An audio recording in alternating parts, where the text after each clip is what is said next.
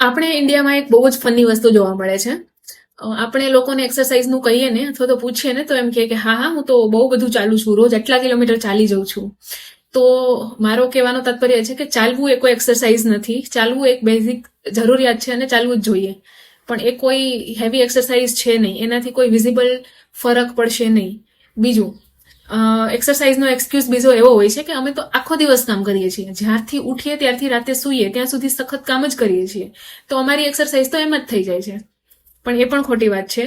તમે જ્યારે ઘરના કામ કરો છો એ જે એક્સરસાઇઝના પોઝ હોય છે એ ઓરિજિનલ એક્સરસાઇઝ કરતાં ડિફરન્ટ હોય છે. એ તમારી કરોડરજ્જુ ઉપર કે હાડકાઓ ઉપર અલગ પ્રકારનું લોડ આપતા હોય છે.